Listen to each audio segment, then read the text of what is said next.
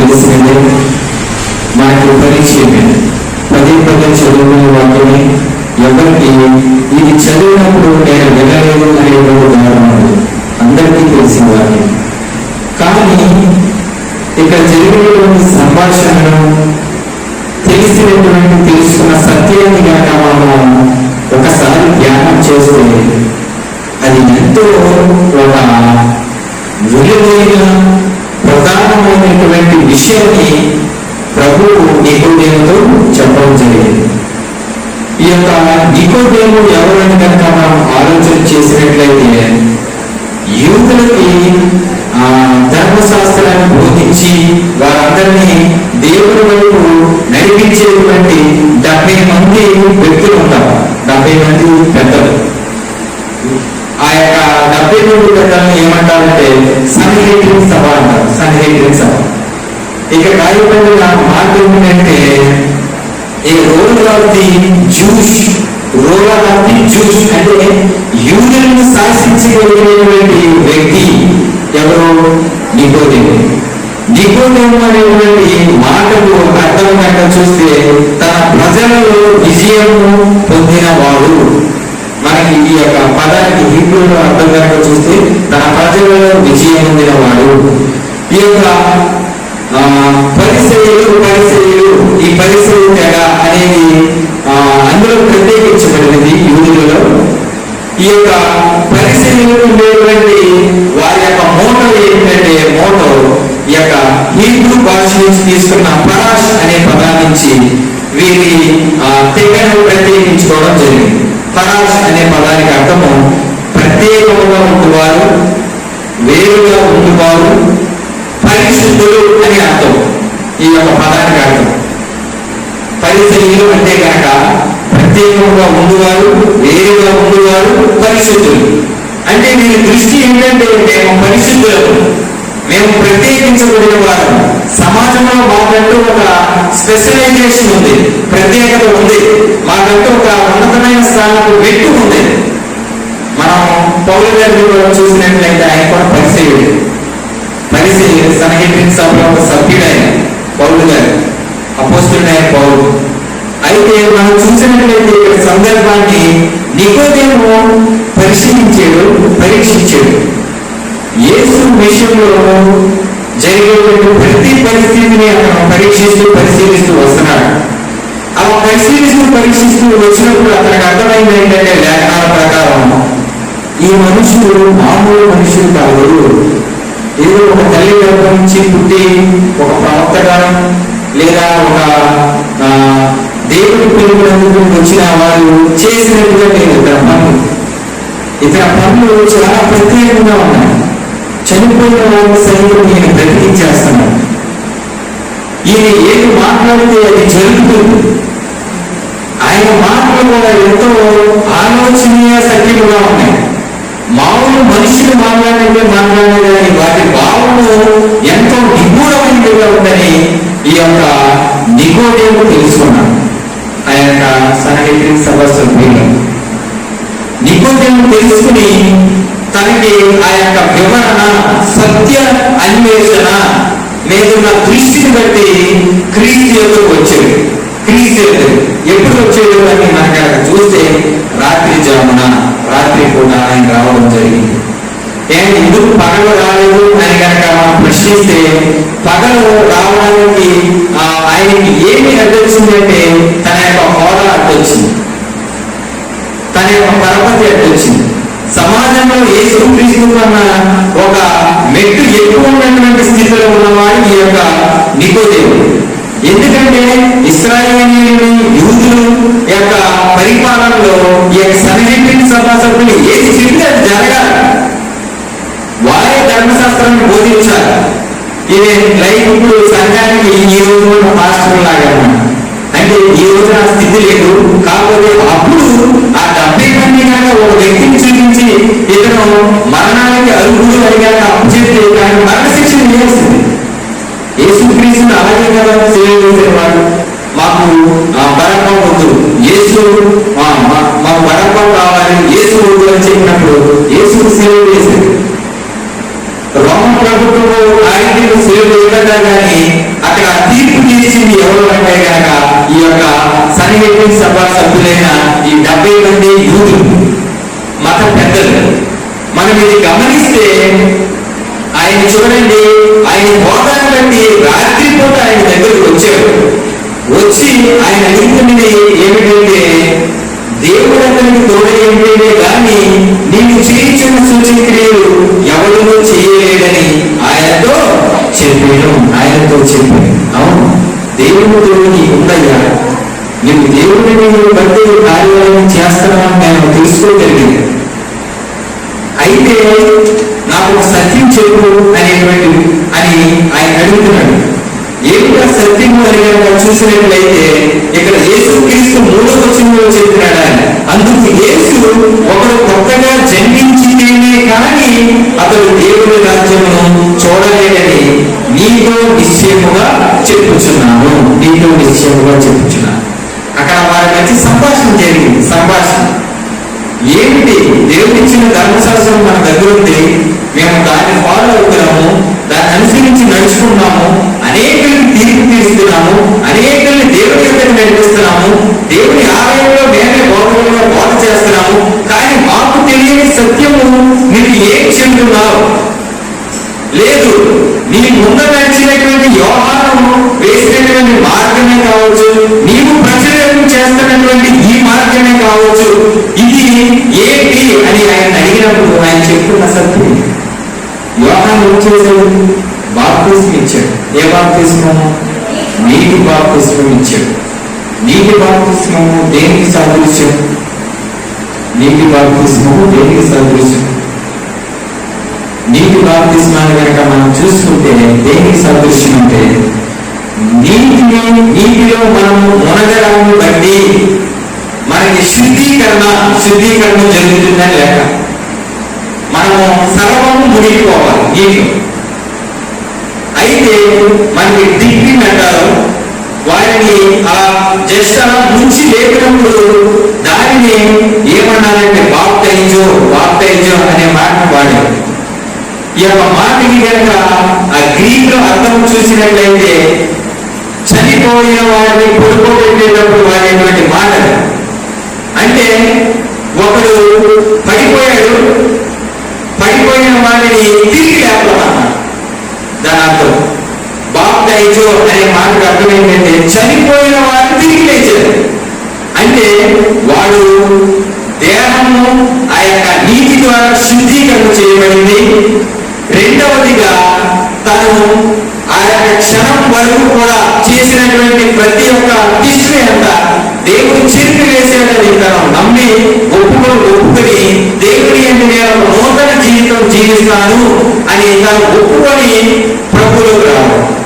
ఇది బాప్తిస్మానికి ఉన్న అర్థం ఏంటంటే, ఇది ఆనాటి మత పెద్దలు, మత బోధకులు పెట్టినటువంటి సిస్టమ్ ఏంటంటే, క్రైస్తవ సంఘాలకి బాప్తిస్మము అనేది మనము అది కథాఖండిలో పెట్టాలి.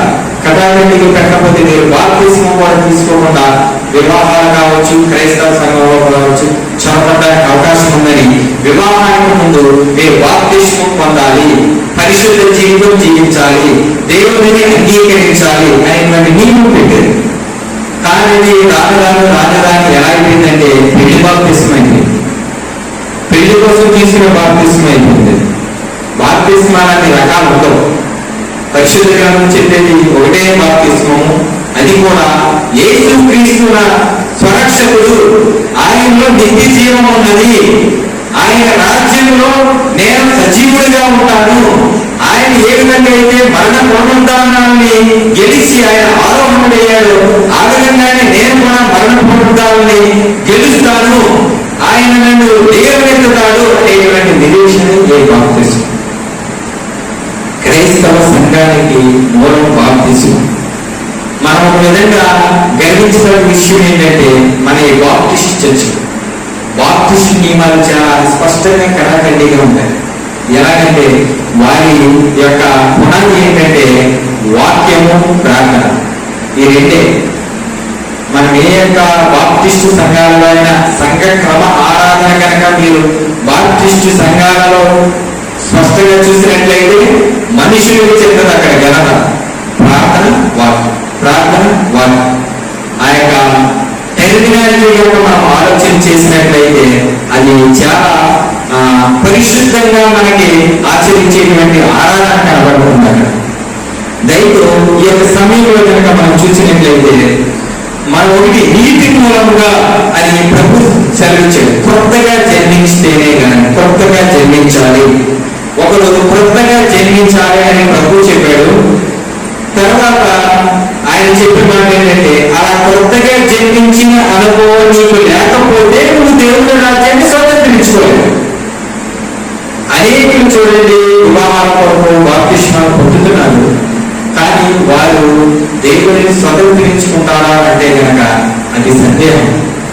ఎందుకంటే నేను పెళ్లి చేసుకోవాలి కాదు, నాకు బాప్తిస్మం ఇచ్చారని మాట్లాడతారే తప్పితే నాకు యేసుక్రీస్తు స్వరక్షకుడని వారు మాట్లాడారు. అది ఎంత బాధాకరమైన విషయం అంటే అంత బాధాకరమైన విషయం. దయతో మీరు తెలుసుకున్న వారు తెలుసుకున్నట్టు ఉండిపోకూడదు. అది మీరు స్పష్టంగా మీ బిడ్డలకు చెప్పాలి. అనుభవం అంటే పరిశుద్ధాత్మ అనుభవం లాంటి ఎప్పుడు కలిగింది అంటే పెంతెకోస్తు దినమున ఆ యొక్క పరిశుద్ధాత్మని దేవుడు అనుగ్రహించినప్పుడు. చూడండి, చాలా మంది ఈ పరిశుద్ధాత్మ అనుభవం లేకుండానే వారు జీవిస్తూ ఉంటారు. అది పరిశుద్ధాత్మని తెలియకపోయినా వారు దానిని ఆస్వాదిస్తూ ఉంటారు. ఎప్పుడైనా మీరు గమనించారా, ప్రార్థన చేస్తున్నప్పుడు కన్నీరు మీకు ఎలా వస్తుంది? నీ బంధువు కాని వారి కోసం నువ్వు ఎలా ప్రార్థన చేయగలుగుతున్నావు? నీవు నశించిపోయే వారిని చూసినప్పుడు నీకు ఎందుకు బాధ కలుగుతుంది? లేదనుకుంటే దేవుడు కూర్చిన సంగతులు వింటున్నప్పుడు నీ హృదయంలో ఏదో భోజనం చేస్తున్నటువంటి ఆ ఫీలింగ్ ఎలా కలుగుతుంది నీకు? ఇవన్నీ కూడా పరిశుద్ధాత్మ కలిగించేటువంటి అనుభవం, పరిశుద్ధాత్మ కలిగించే అనుభవం. ఒక్కొక్కరు వాక్యం వింటుంటే ఏం చేస్తూ ఉంటారు, ఒక్కొక్కరు వాక్యం వింటుంటే హృదయం కల్పించిపోతూ ఉంటుంది, ఒక్కొక్కరు వాక్యం వింటూ ఉంటే ఆ యొక్క సన్నిధిని పర్వత రాజ్యం చూస్తున్నట్టు వారు ఫీల్ అవుతూ మననం చేస్తూ ఉంటారు. ఇదంతా ఎలా కలుగుతుంది అని కనుక అంటే పరిశుద్ధాత్మను నీలో ఉండి చేస్తున్నటువంటి కార్యమని. ఈ అనుభవం ఇంతకు ముందు జరిగిందా అంటే ఇంతకు ముందు పరిశుద్ధాత్మ ఉంది, కానీ అది సార్వత్రికము చేయబడలేదు, సార్వత్రికము చేయబడలేదు. భక్తులు ప్రవర్తనలోకి రావడము, యెహోవా ఎలాగూ సెలవిస్తున్నారని ఒక వార్త చాటించడము, చాటించిన తర్వాత వారు మళ్ళీ మామూలుగానే ఆ యొక్క ప్రవక్తలుగాని యాజకులుగా ఉండడం మనం పాత నిబంధనలో చూసి. కానీ ఎప్పుడైతే పెంతెకోస్తు యొక్క పరిశుద్ధాత్మ దిగి రావడం జరిగిందో, ఆ పరిశుద్ధాత్మ దిగి వచ్చిన తర్వాత వారికి కలిగిన అనుభవం ఏంటంటే వారు పరిశుద్ధాత్మలో మునిగారు, అలాగే వారిని మాటలు చెబుతున్న ఎవరైతే ఉన్నారో వారు కూడా పరిశుద్ధాత్మలో వారు ఆస్వాదం చేశారు. ప్రతి ఒక్క అనుభవాన్ని వారు స్వీకరించారు. ఈ రోజు చెప్పండి, మీకు పరిశుద్ధాత్మ అంటే ఏదో తెలుస్తుందా?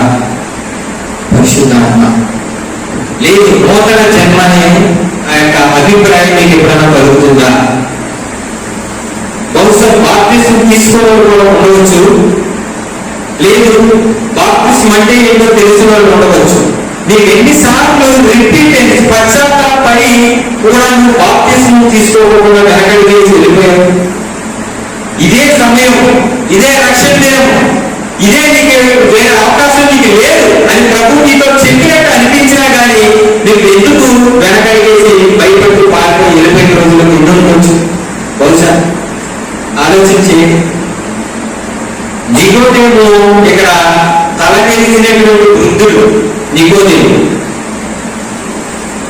అనేక జనాంగాన్ని నడిపిస్తున్నటువంటి వ్యక్తి, తనకు అనుభవం లేదు, నూతన జన్మానుభవం లేదు. అందుకే తను ఏమంటాడంటే ముసలివాడనైనా నాకు ఇది సాధ్యమా అని అడిగాడు. ఆయన ఎదుట స్పష్టంగా ముసలివాడనైనా మనుష్యులకు ఎలాగో జన్మింపగలడు, రెండవ వారు తల్లి గర్భమునందు ప్రవేశించి జన్మింపగలరా అని ఆయన అడుగుగా ఆయన ఎంతో స్పష్టంగా చెప్పాడు. ఈయన కూడా స్పష్టంగా అడిగాడు, అవును నేను ముసలివాడిని అయిపోయినయ్యా, నేను ఇప్పుడు మళ్ళీ తిరిగి జన్మించాలంటే నా వల్ల ఎలా ఉంటుంది అని ఆయన అన్నప్పుడు ప్రభు చెబుతున్న మాటలు. ప్రభు చెబుతున్న మాట ఏంటంటే, నికోదేము, నువ్వు మత పెద్దవి, ఒక ఉన్నతమైనటువంటి అధికారివి, అనేకమైన దేవుని మార్గాలు నడిపిస్తున్నావు. దేవుని వాక్యాన్ని, దేవుని యొక్క సత్యాన్ని నువ్వు భౌతికంగానే ఎలా చూస్తున్నావు? భౌతిక దృష్టితో ఆధ్యాత్మికంగా ఆలోచించలేవా? ఆయన మాట్లాడుతున్న మాటలు ఇక్కడ కనుక మనం చూసినట్లయితే 9వ వచనం నుంచి ఆ యొక్క మాటలు ఆయన చెప్తుంది. అందుకు నికోదేము, ఈ సంగతి ఎలాగో సాధ్యమని ఆయన అడుగాడు. యేసు ఇట్లని, నీవు ఇశ్రాయేలీయులకు బోధకుడవై ఉండి వీటిని ఎదుగవా అన్నాడు. ఇవి సాధ్యపడతాయా, వల్ల పడతాయని ప్రభువు అడిగినప్పుడు, నీవు బోధకుడవై ఉన్నావు, దేవుడు ఇచ్చినటువంటి ధర్మశాస్త్రం నీ దగ్గర ఉంది, మనం అనుసరించేటువంటి నీతి న్యాయాలు, యథార్థత, ధర్మం, చట్టము ఏ విధమైనటువంటి ఆ పొందికలో నడుస్తుందో నీకు తెలుసు. కానీ నువ్వు ఎందుకు దానిని విశ్వసించలేకపోతున్నావు, ఎందుకు నువ్వు అగ్ని చేయలేకపోతున్నావు అని మాట్లాడడం మనం చూడగలం. అయితే ఈ యొక్క అనుభవం ప్రతి ఒక్కరూ కలగాలని నేను ఈరోజు ఆశపడ్డాను. నూతన జన్మ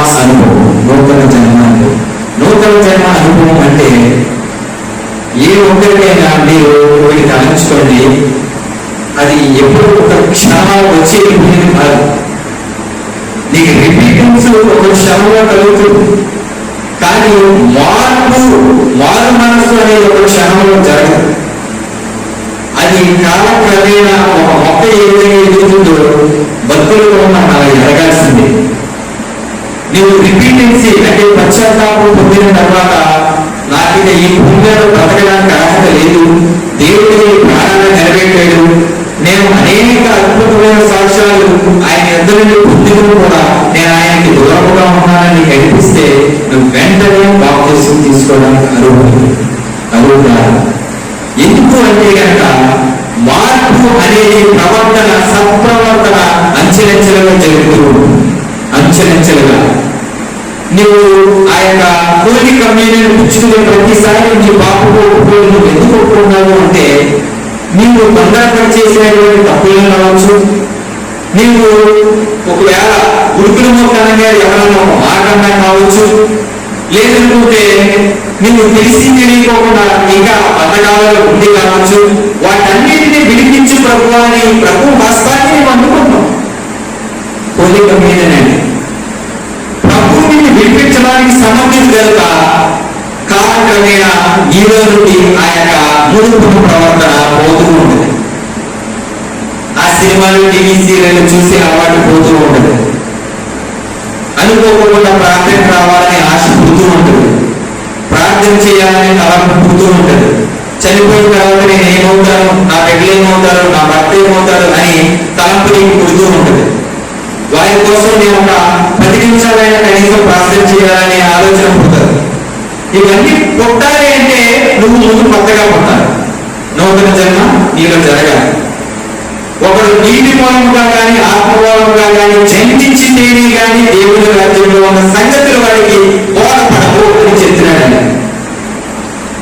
లోకానుసారమైన వ్యక్తులు చెప్పేటువంటి విషయాలు మీకు అర్థమైతే, పలానా సెంటర్ లో ఒక యాక్సిడెంట్ అయింది, లేదా పలానాడు కరోనా వచ్చింది, లేదా పలానా ఓడికి ఇంకేదో అయింది, ఇంట్లో కొట్టేసుకున్నారు, లేదా ఇంట్లో ఒకడు నాని పని చేశాడు, ఈ చెప్పడం నీకు బాగా అర్థమవుతుంది. ఎందుకంటే నువ్వు మనిషివే, నీకు అలాంటి భావోద్వేగాలు ఉంటాయి కాబట్టి నీకు చాలా బాగా అర్థమవుతుంది. కానీ పరలోక రాజ్యం గురించి నీకు ఎందుకు అర్థం కావట్లేదు అంటే, పరలోక రాజ్యంలో జరిగే విషయాన్ని ఎంతో ప్రత్యేకమైనది, మానవుల దృష్టికి అవి అర్థం కావట్లేదు అంటే అక్కడ జరిగేవన్నీ నీవు చూడలేదు, అవి నీకు అనుభవంలో రాలేదు, కాబట్టి నీకు అర్థం కాలేదు, నువ్వు నమ్మలేదు. అవన్నింటినీ ఉద్దేశించి ఏప్రిల్ రాసిన 11వ వచనంలో ఆయన స్పష్టంగా మాట్లాడే మాట ఎవరు? పౌలు గారు. పరలోక రాజ్యాన్ని మర్మాన్ని ఆయన ఏమి బయలుపరచలేదు, చెప్పలేదు, దాచి ఉంచాడు. కానీ ఆయన దాన్ని రివీల్ చేస్తూ ఉన్నాడు అనేక చోట్ల. ఆ వచనంలో కనుక మనం చూసినట్లయితే, విశ్వాసం అనేది నిరీక్షింపబడి వారి యొక్క నిజ స్వరూపమే కానీ అదృష్టమైనది ఉన్నవాళ్ళకు రుజువైనది. నాకు ఒక ఆత్మలో నేను ఒక ప్రేరణ, దృష్టి నేను చూసింది. మేము తలుపులు తీసుకునే పడుకుంటాం, తలుపు వేసుకుని పడుకోం.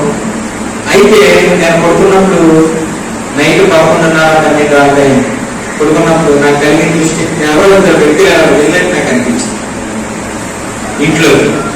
ఇంట్లోకి వెళ్ళారు, 2 వ్యక్తులు వెళ్ళారు. నేను బయటికి వెళ్ళి చూసాను, ఎవరో కనపడలేదు. కానీ నాకు అక్కడ అలా వెళ్ళినట్టు కనపడ్డాను. ఆ తర్వాత నేను ప్రార్థన చేస్తున్నాను. ఎలా ఎప్పుడు కూడా మనం ప్రార్థన చేసుకుంటూ ఉంటాం. ఎప్పుడు అవ్వలేదు, ఎప్పుడైనా నిద్ర పట్టినా పట్టకపోయినా ఎప్పుడైనా నేను ప్రార్థన చేసుకుంటున్నప్పుడు నాకు అనిపించింది ఏంటంటే, వారు దేవుడు పంపిన దూతలు ప్రతి గృహాన్ని తనిఖీ చేస్తున్నారన్న వాళ్ళు. నాకు అలా దేవుడు బయలుపరిచాడు. ఇది సత్యం అని నేను చెప్పట్లేదని నాకు అనిపించింది. అలా అనిపించింది చెప్తున్నాను. వాళ్ళు చూస్తున్నారు.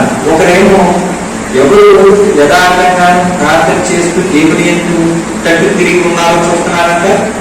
ఒకరేమో తెగిలిపోతున్న వీరు యోగ్యుల కాదా, అంటే వీరికి మనం ఇవ్వాలా లేదా అని చూస్తున్నాను. ఇద్దరు నాకు అలా అనిపించింది.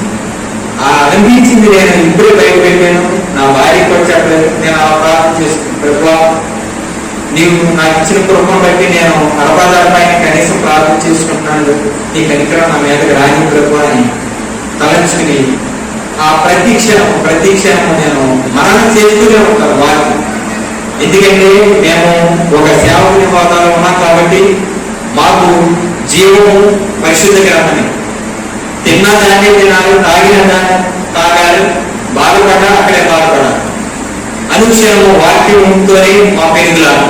కాబట్టి అలా ఉన్నప్పుడు నాకు అలా బయలుపరచబడి, అయితే దాని మీద నేను హృదయంలో పెట్టి అప్పటి నుంచి కూడా ప్రార్థన చేస్తూ ఉండేవాడు. ప్రతి గృహం కట్టబడాలి, ప్రతి గృహం ప్రార్థనలోకి రావాలి, ప్రతి గృహము దేవుని యందు మరింత భక్తులకు రావాలి. ఎందుకంటే అనేకులకి చర్చి దూరమయ్యేసరికి ప్రార్థన కూడా పెదాలకు రాదు. ఇది వాస్తవం. మనం ఏదో అనేస్తున్నామని కాదు, కానీ ప్రార్థన వినపడితే వెళ్ళి సంతోషిస్తాం, కానీ మోకరించి ప్రార్థన చేయలేదు. ఎందుకు చేయలేదు అంటే లోకము ఈ యొక్క అపవాది చేతిలోకి బంధకంలోకి వెళ్ళిపోయింది. ఎప్పుడు ఆదాము కాని పని చేసినప్పుడే వెళ్ళిపోయింది. అందుకే మనకు రోమాపత్రిక 8వ అధ్యాయంలో సృష్టి యావత్తు విడుదల కొరకు మురికి నిలిచిందని అని మాట్లాడదు. భూమి యావత్ సృష్టి కూడా దేవుని ఆధిపత్యం కొరకు, దేవుని యొక్క అధికారం కొరకు అది ముగిర్చు ఉన్నదండి. 8వ అధ్యాయం 20వ వచనంలోనే ఎక్కడో ఉంటది. ఏలైనగా సృష్టి నాశనము లోనైన దాస్యంలో నుండి విడిపింపబడి దేవుని పిల్లలు పొందుటకై మహిమ గల స్వాతంత్ర్యం పొందుటకై నిరీక్షణ కలిగినై స్వేచ్ఛగా కాక దానిని లోపరిచిన వారిని మూలముగా వ్యర్థపరచబడిన సృష్టి యావత్తు ఇది వరకు ఏకగ్రీవముగా మూలుగుచు ప్రసవ వేదన పడుచున్నది. చాలా దాన్ని దాసత్వానికి ప్రభు అప్పగించాడంట. అది ప్రసవ వేదన పడుతుంది. ప్రసవ వేదన అంటే మనకు తెలుసు.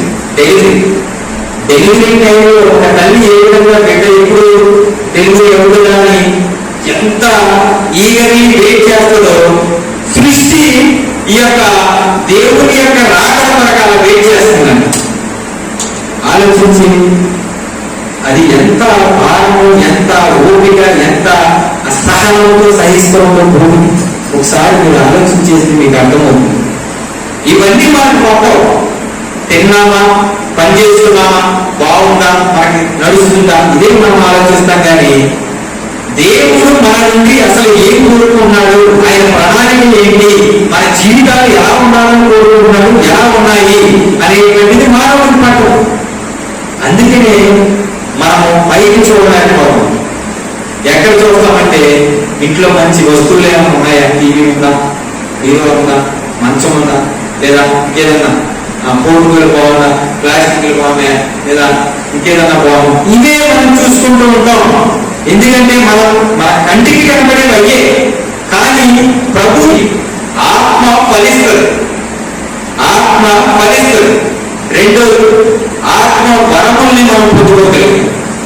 ఆత్మ ఫలము ఎక్కడ ఉంది అంటే కనుక మనకు తెలుసు. గలాతీయులకు రాసిన పత్రిక 5వ అధ్యాయం 22వ వచనం. ప్రేమ, ప్రేమ అనేది పుడుతుంది నీలో, ప్రేమ అనేది పుడుతుంది.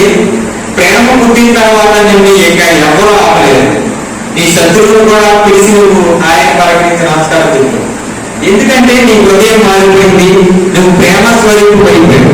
నీ భార్యని ప్రేమించగలుగుతావు, నీ బిడ్డలను ప్రేమించగలుగుతావు, ఎప్పుడు పలకరించగలుగుతావు. ఇదంతా కూడా దేవుడు ఇచ్చేటువంటి ఆత్మ ఫలం, ఫలం యొక్క అభిరుచి. ఆ యొక్క విధానంలో నువ్వు ఉన్నావు. నువ్వు బ్రతికున్న దినాలలో తింటున్నా లేకపోయినా, పట్టున్నా లేకపోయినా, నివాసం ఉన్నా లేకపోయినా ఎంతో ఆనందించగలిగావు. దేవుడు ఇచ్చే ప్రేమను పొందుకున్న నీవు ఆ ప్రేమను అనేక పంచకుండా ఉండలేవు. ప్రేమించగలుగుతావు, నీ కుటుంబాన్ని ప్రేమిస్తావు, నీ భార్యని ప్రేమిస్తావు, నీ యొక్క ఇంటి కుటుంబాన్ని ప్రేమిస్తావు. అది కూడా అగాపే ప్రేమ. అగాపే ప్రేమ, అగాపే అంటే మనకి వారి నుండి ఏమి ఎక్స్పెక్ట్ చేయకుండా నిర్మలంగా పుట్టేటువంటి ప్రేమ, దేవుడు హృదయంలో పుట్టిన ప్రేమ. ఆ ప్రేమ నీలో పుడుతుంది. తరువాత ఆత్మ ఫలము నీలో ఉందంటే ఖచ్చితంగా నీలో ఆత్మ వరములు ఉంటాయి. ఆత్మ వరములు అంటే request all together Jesus Christ. దేవుని ఎదుట అందరూ ఒకటి కావాలి, అందరూ బాగుండాలి అనేటువంటి ప్రార్థన విజ్ఞాపన చేయడం మొదలు పెడతాం. ప్రార్థన విజ్ఞాపనం. ఆత్మ వరములు దేనికి కావాలి అంటే నువ్వు చేసే ప్రతి ప్రార్థన ఫలించడానికి కావాలి. ఎవరైనా స్వస్థత పొందడానికి ఆత్మ వరం కావాలి, లేదు ఎవరికైనా వాక్యం అర్థం కావడానికి ఆత్మ వరం కావాలి, ఎవరికైనా జరగబోయే కీడు ముందు తెలుసుకుని చెప్పడానికి ఆత్మ వరం కావాలి.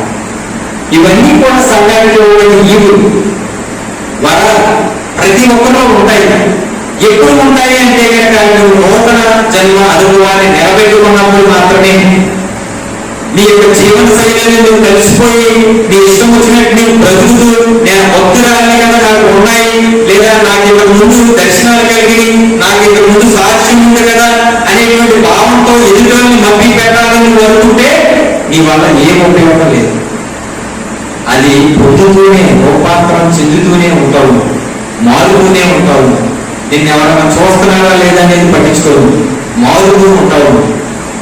నీ భర్తకు తెలుస్తుంది, నీ కుటుంబానికి తెలుస్తుంది, నీతో ఎదుటి వారు వేచి మాడినప్పుడు వారికి తెలుస్తుంది. ముందు ఈమె ఇంత ముందు తిట్టినట్టు తిట్టలేదు, మంచిగానే ఉంటుంది ఏంటి, ఒక మాట్లాడే పడుతుంది ఏంటి, ఏంటి ఆమె తప్పు లేకపోయినా ఇంతవరకు నా మీద పడిపోయింది, ఇప్పుడు పడతలేదేంటి అని అనుకుంటామంటాను.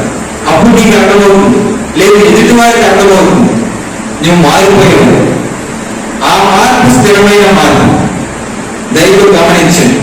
అయితే మనము కనుక అపోస్తలుడైన పౌలు జీవితాన్ని కనుక ఫర్ ఎగ్జాంపుల్ కి తీసుకున్నట్లయితే తాను తిమోతికి రాసిన పత్రికలో అంటాడు 1వ అధ్యాయం 20-12 వచనంలో, నేను మునుపు హింసకుడను, హానికరుడను, దూషకుడను, సంఘాన్ని హింసించిన వాడను, నాలాంటి పాపాలు కూడా అసలు భూమి మీద ఉండడన్నాడు. పాపులు అనేటువంటి వరుస ఒకటి క్యూ ఒకటి పెడితే నేను ముందుంటాను అందరూ. అంత మాత్రం మాట్లాడేది ప్రధాన పాపిని నేను అన్నాడు. పాపులలో ప్రధాన పాపిని. నేను చెయ్యని జ్ఞానం అంటూ లేదు, చెయ్యని తప్పంటూ లేదు, మాట్లాడుతూ లేదు, చెయ్యని దోషం అంటూ లేదు, పట్టని వాడంటూ లేదు. ప్రతి ఒక్కరిని నేను హింసించేది. ఇవే ఆయన క్రైస్తవ సంఘాన్ని మరీ ఆయన బలవంతంగా హింసించాడు, మనకు తెలుసు. అయితే అది గమనించండి, అటువంటి పౌలు మాట్లాడుతున్న చిన్న మాట మీకు జ్ఞాపకం చేస్తాను. 2 తిమోతికి రాసిన 2వ పత్రిక 4వ అధ్యాయం 14వ వచనం ఒకటి మాత్రం చదవనాము. 14వ వచనం 4:14. అలెగ్జాండ్రు అను కంచెరి వాడు చాలా కీడు చేశాను, తన క్రియలు చెప్పున ప్రభు అతనికి ప్రతిఫలం ఇచ్చును. ఈ వచనం నాకు మీరు ఆలోచన చేసినట్లయితే తిమోతికి రాస్తున్న లేఖలో ఈ మాట మాట్లాడుతుంది. నేను ఆ తెస్సలోనిక సంఘంలో ఉన్నప్పుడు అక్కడ ఒక అలెగ్జాండర్ అయిన ఒకడు ఉన్నాడు. ఆడి కంచగాడు. ఆడే నన్ను ఎంత హింసించాడో, ఎంత నన్ను హింస పెట్టాడో, క్రైస్తవ సంఘంలో ఉంటూనే క్రైస్తవుని చెప్పుకుంటూనే ఆడే నన్ను ఎంత బాధ పెట్టాడో అది నేను దేవుడికి అర్పించుకున్నాను. అదే కనుక పాత అపోస్తులైన పౌలు సౌలైతే ఒక చేతితో నాకు పిసికి చంపేది లేదు. కానీ అతడు మారు మనసు పొందిన పౌలు తాను ఈయన దోషణ కూడా చేసినట్టు అక్కడ లేదు. తనని ప్రభువుకు అప్పగించుకుంటున్నాను. ఏమన్నాడు? ప్రభువుకి నేను అప్పగించుకుంటున్నాను. ఆ కంచరగాడిలాంటి వాడు అనేకుల్ని చంపేసినట్టు ఆయన చంపడం పెద్ద లెక్క. ఎవరికి కనపడకుండా చంపేసి కదా సరిపోతుంది, ప్రాబ్లం సాధించబడుతుంది. ఆయన భరించాల్సిన అవసరమే ఉంది. కానీ భరించి ఆలోచించేది, మనము మానవులము, మనుషులము, దేవుని ప్రేమ ఆస్వాదిస్తున్న వారము, క్రైస్తవ సంఘంలో ఆయన బిడ్డలము, ఆయన పేరు పెట్టబడిన జనాంగము అని చెప్పుకుంటున్న మనం ఎలా పొందుతున్నాం? ఈ రోజున ప్రార్థించుకుందాం. చిన్న ప్రార్థన చేద్దాం. తలలోకి కళ్ళు చూస్తున్నాం.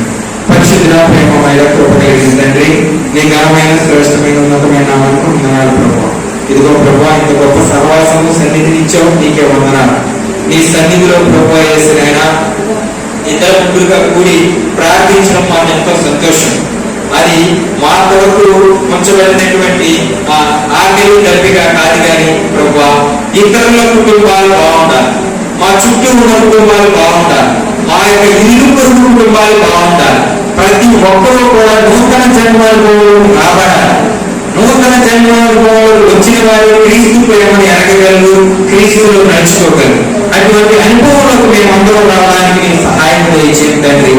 ఇదిగో ప్రతి బిడ్డని జ్ఞాపకం చేసుకో, ప్రతి గృహాన్ని జ్ఞాపకం చేసుకో, ప్రతి ఒక్కరి వ్యక్తుల్ని జ్ఞాపకం చేసుకోదండి. ఏ ఒక్కరిని విడిచిపెట్టుకోకుండా నీ కృపతో ఉంచుము, బలపరచుము, స్వస్థపరచుము, నడిపించుము తండ్రి. నీవే అనేకుల్ని ప్రభువా మా గ్రామంలో మారు మనసు పశ్చాత్తాపం చేత నూతన జన్మలోకి నడపబడును గాక. నీవిచ్చు ఈవుల చేత ప్రతి గృహం నింపబడును గాక. నీవిచ్చే ఆరోగ్యంతోనే స్వస్థతతోనే ప్రతి గృహం సాక్షులుగా ఉంచబడును గాక. నీవే నడిపించుము, బలపరచుము. నీ నామానికి మహిమ గంట ప్రభావం తెచ్చుకోవాలి. యేసుక్రీస్తు ఉన్నతమైన నామములో వేడుకుంటున్నాను తండ్రి. ఆమేన్.